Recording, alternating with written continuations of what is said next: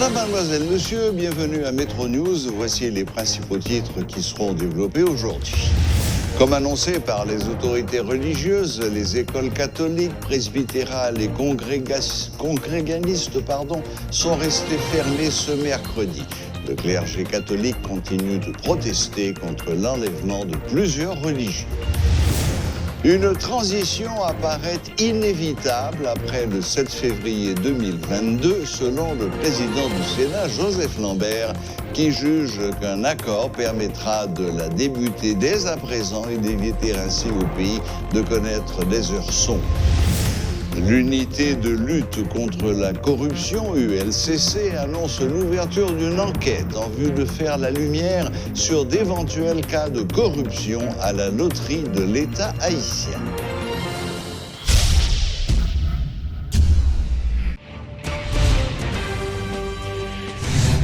La conférence épiscopale annonce 3 journées de fermeture des institutions catholiques, à l'exception des hôpitaux et des centres de santé, pour protester contre l'insécurité et le kidnapping. Ainsi, les écoles catholiques, presbytérales et congréganistes resteront fermées le mercredi 21, le jeudi 22 et le vendredi 23 avril. Vendredi à midi, un concert de cloches est prévu ainsi que d'autres manifestations religieuses. Dans un communiqué, la conférence épiscopale d'Haïti, CEH, avait déjà appelé les institutions catholiques à observer un arrêt de travail le jeudi 15 avril dernier.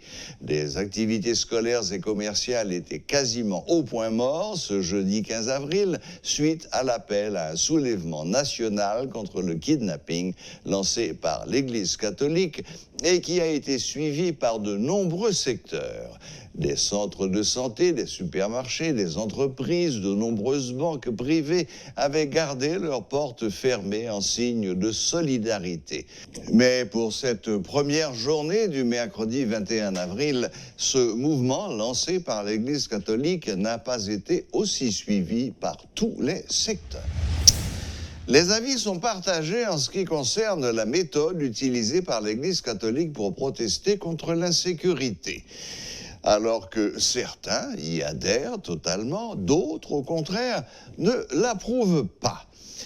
Ces derniers évoquent notamment la nécessité que les écoles travaillent dans un contexte où l'année scolaire a déjà été longuement perturbée par les troubles politiques. La rencontre entre les responsables des 3 pouvoirs, lundi, n'avait pas pour but de mettre sur pied un nouveau gouvernement, mais de faire comprendre au chef de l'État les impératifs de la situation, selon le président du Sénat, Joseph Lambert. Il dit avoir mis le président Jovenel Moïse devant les conséquences de ses décisions et notamment celle d'un éventuel échec du référendum constitutionnel.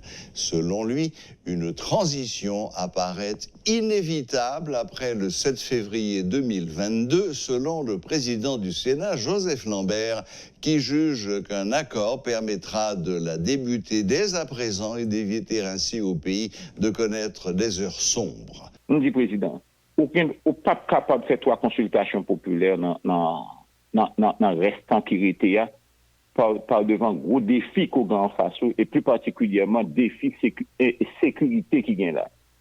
Défis grand goût misère, etc. qui vient là. Même pendant ta grand goût misère, etc. Mais il y a toujours à voter. Mais cependant, mettons pile monde sous ligne avec pile d'âmes, qui pilule tout, tribobabo et autres, etc. C'est extrêmement difficile pour que, et puis aspect technique, élection encore qui pas réglé, c'est très difficile pour organiser. Moi, je dis, président, moi-même, ouais, président, puis gros bagaille qu'on t'a arrivé faire sur année ça, c'est faire en sorte que, dans le cadre d'un accord minimal, eh bien, arriver quand même mettre d'accord pour nous organiser référendum, là, réforme constitutionnelle là, et faire en sorte que, au moins, nous doter pays de une nouvelle constitution. Je dis en toute sincérité, là, et pour être encore honnête et dans mon franc-parler, la transition aura bel et bien lieu. Mabdio, c'est extrêmement difficile pour qu'au 7 février 2022, pour tout le monde qui est censé et pour nous dire clair, au 7 février 2022, pas capable de gagner un nouveau président dans les conditions actuelles. Okay. Et par conséquent, au lieu que nous perdre du temps, vaut mieux que l'opposition mette d'accord ensemble avec le président pour être capable d'essayer de joindre un accord minimal là et pour que commence cette transition post-Jovenel là et mettez en place différents éléments, structures et autres, etc. Vaut mieux que vous commencez maintenant. Au lieu qu'il y a perdu du temps et puis pour le pays à continuer à plonger. Le chef du gang Base Grand Griffe de Savien, Luxon, observe depuis 3 jours une trêve dans le cadre des négociations en vue du retour à la paix à la petite rivière de l'Artibonite et à Savien. Le chef de gang a donné des gages de sa bonne foi en rendant une ambulance et des véhicules privés volés. Il a également indiqué qu'il rendait les terres volées aux paysans de Savien. La circulation des véhicules a repris depuis 3 jours dans la première section et il n'y a plus de tirs ni de violence venant du gang de Savien. Un comité composé de 9 notables de la zone négocie avec le gang. Les bandits réclament en échange l'accès aux services sociaux et la réparation des infrastructures agricoles. Les discussions pour un désarmement du gang de Savien se sont intensifiées depuis la mort d'Audemars. L'unité de lutte contre la corruption ULCC a effectué une perquisition au local de la loterie de l'État haïtien durant 2 jours, les 20 et 21 avril dernier. Des saisies ont été faites, des scellés ont été apposés sur des classeurs et des documents, selon le directeur général de l'institution, Hans-Jacques Ludwig Joseph, affirmant que cette action ne peut interrompre le fonctionnement de la loterie. Il s'agit d'une enquête en cours, précise le DG de l'ULCC, en vue de faire la lumière sur d'éventuels cas de corruption à la loterie de l'État haïtien. Suivez ce reportage de Rodolphe Pierre-Louis. Dès qu'il y a soupçon de corruption dans une entreprise ou dans une institution, l'ULCC est habilité à diligenter une enquête suivant les attributions que lui confère la loi. C'est en ce sens que son directeur général, Hans-Jacques Ludwig Joseph, a donné des instructions concernant la loterie de l'État haïtien. Pour chercher des faits, documents, des informations, des pièces. Donc c'est sous base de ça que l'ULCC s'était effectivement rendu la loterie de l'État haïtien. On a perquisitionné, a fait des saisies, on a effectivement posé des scellés, mais sur des classeurs, sur des coffres. L'ULCC a demandé aux responsables de la loterie de mettre à sa disposition des documents administratifs toujours dans le cadre de l'enquête. Après des mois d'attente non satisfaits, l'unité de lutte est passée à l'action. Hans-Jacques Ludwig Joseph a ordonné une fois de plus ce mardi aux inspecteurs de poursuivre l'enquête. Le 8 janvier, que directrice générale là, Tava, je précise, Tava a une éventuelle implication. L'ULCC hier, après plusieurs actes d'investigation qui posait dans le cadre de l'enquête ça a décidé de faire une perquisition de local. Matin encore, j'ai donné un ordre de perquisition à mes enquêteurs qui encore sur les lieux dans l'espace Lotria.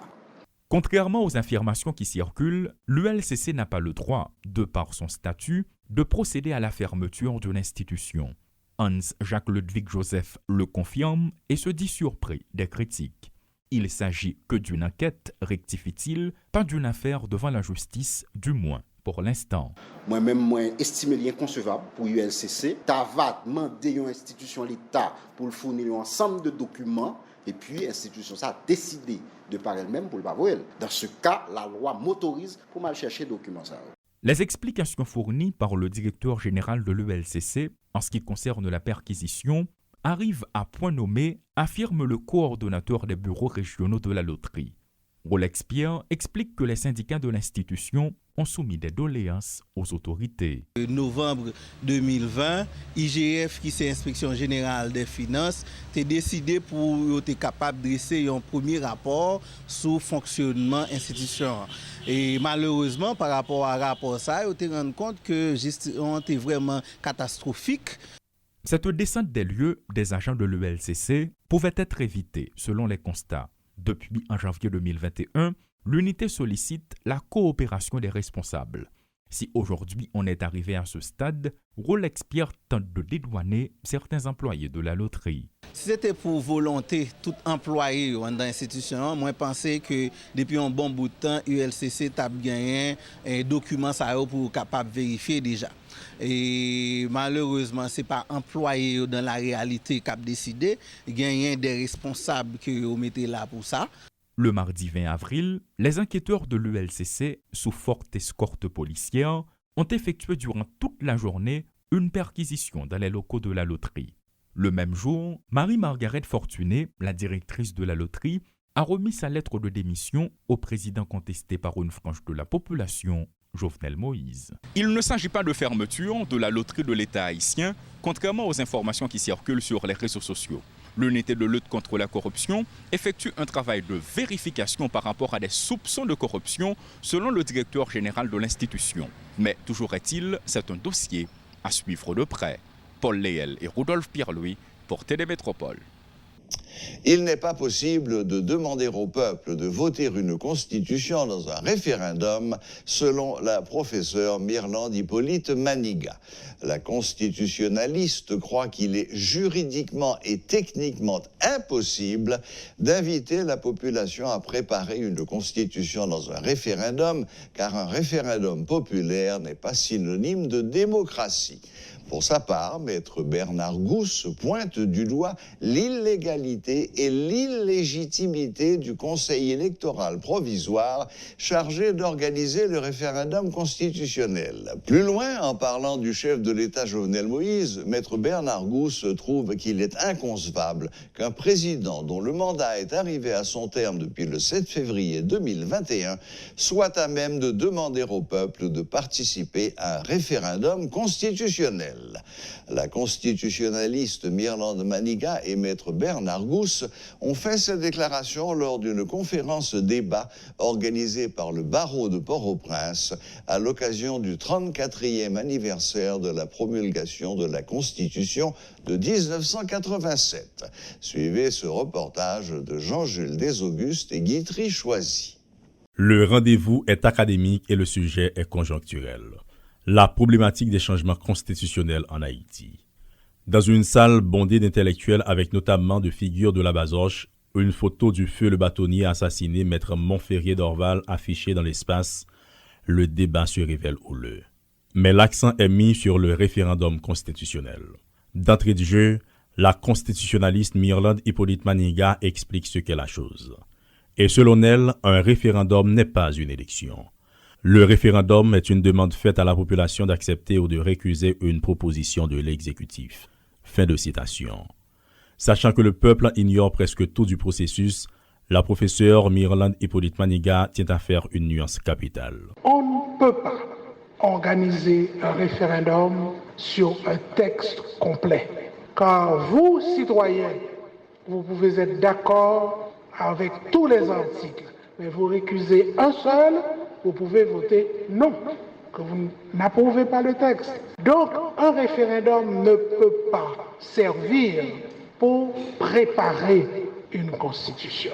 C'est absolument impossible de demander à la population de préparer une constitution de 200 articles. C'est inimaginable et ce n'est pas logique. Mais aujourd'hui, elle se souvient des dernières expériences en matière de référendum constitutionnel en Haïti. Elle propose une vieille formule que l'on peut réutiliser car la plus applicable selon elle. C'est celle qui a été utilisée en 1987. Il y a eu une assemblée constituante formée.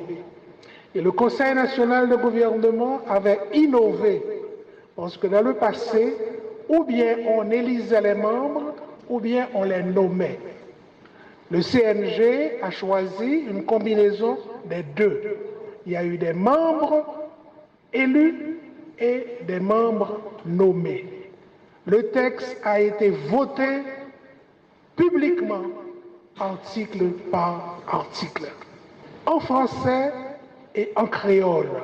Et il a été transmis au pouvoir exécutif, représenté par le Conseil national de gouvernement, qui l'a promulgué. La deuxième personnalité à intervenir sur la question est le docteur Bernard Gousse. L'homme de loi critique la procédure entamée pour parvenir au référendum constitutionnel et pointe du droit l'illégalité et l'illégitimité du Conseil électoral provisoire chargé d'organiser le référendum pour doter le pays d'une nouvelle charte fondamentale. Donc celui qui n'a pas prêté serment, ces constatations ne seront pas crues jusqu'à inscription de faux. Elles sont dépourvues de tout caractère d'authenticité. Donc on nous mène tout droit à un imbroglio juridique, à un abîme juridique. Le Conseil électoral provisoire n'est pas seul mis en cause dans le cadre de l'organisation du référendum annoncé par le pouvoir en place. Vient aussi l'exécutif, notamment le président de la République. Selon Maître Bernard Gousse, l'illégalité engendre l'illégalité. Mais pour que ce référendum ait lieu, il faut une autorité de convocation. Alors l'autorité de convocation, c'est le président de la République par le biais d'un arrêté qui déclare la date, convoque les citoyens pour adopter. Mais nous n'avons plus de président.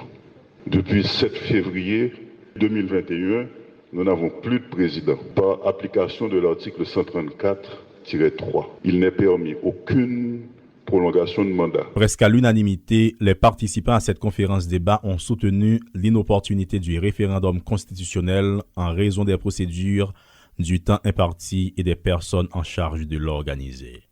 Mais la constitutionnaliste Myrlande Hippolyte Maniga et Maître Bernard Gousse, pour leur part, se montrent plus sévères. Il faut bien reconnaître que le référendum populaire n'est pas synonyme de démocratie.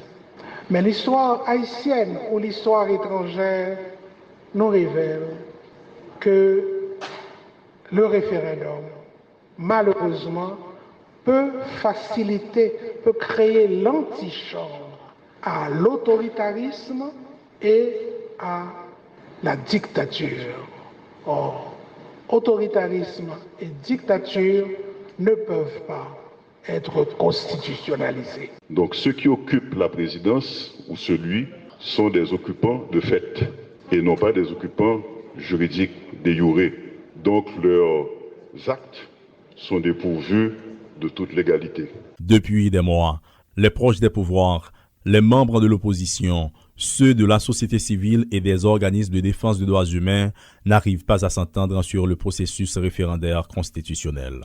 Mais Maître Boniface Alexandre, président de la commission chargée de l'avant-projet de constitution soumise à la population, tenait récemment à faire une précision lors d'un forum tenu sur la question. Si nous avons fait constitution pour le président, nous ne pouvons pas soumettre les gens pour critiquer, pour dire ça, pour penser de lui.